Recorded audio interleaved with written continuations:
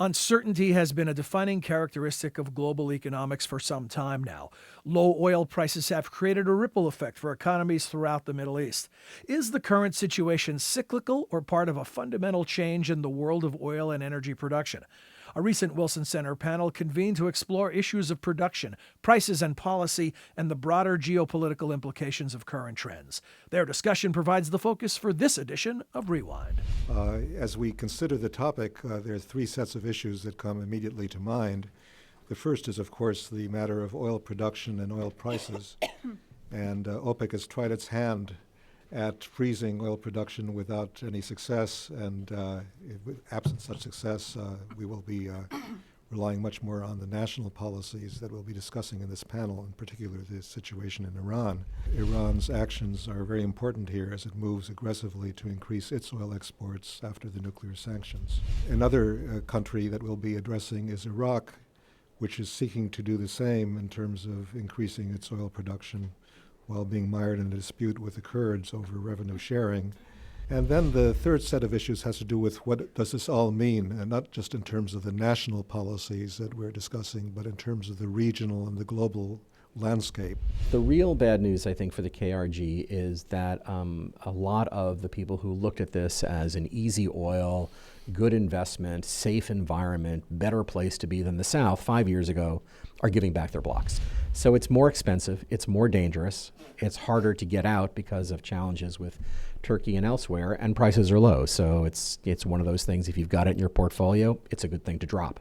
The only silver lining in that pessimistic out view is that the less production you have, the more support that you have to prices. And the more support that you have to prices for whatever they do produce, maybe they will get a little bit more cash. The private sector has been warned that from now on they have to work with Saudis.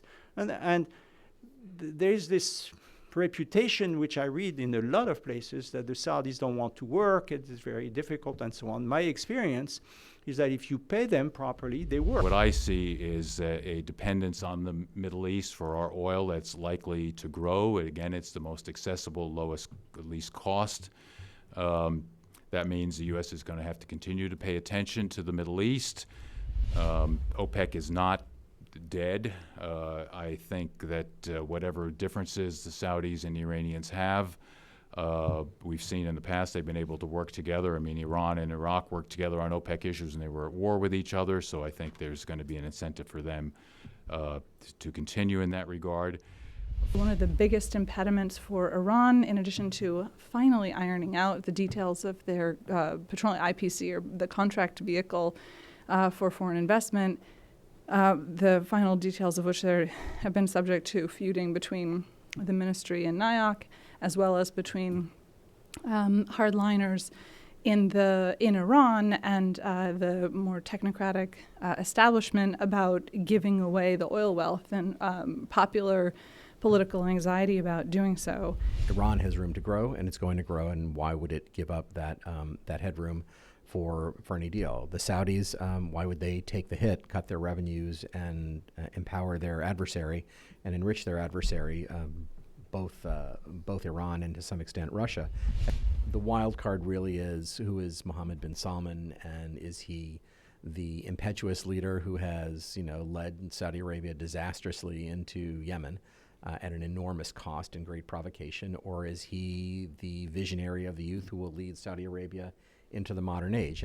The whole Yemen adventure has been a big problem. They're trying to get out of it at this time, but it's easier to get in than to get out.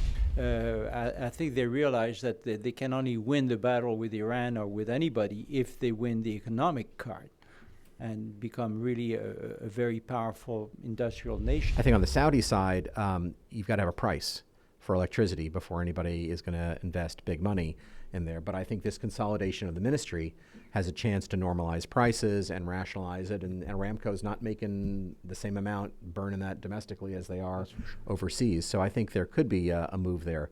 But I think the subsidies are the key on the Saudi side. And on the Iranian side, they've actually made some progress thanks to our sanctions. For more on this and related topics, visit wilsoncenter.org. Click the Research tab and search under the Middle East Program.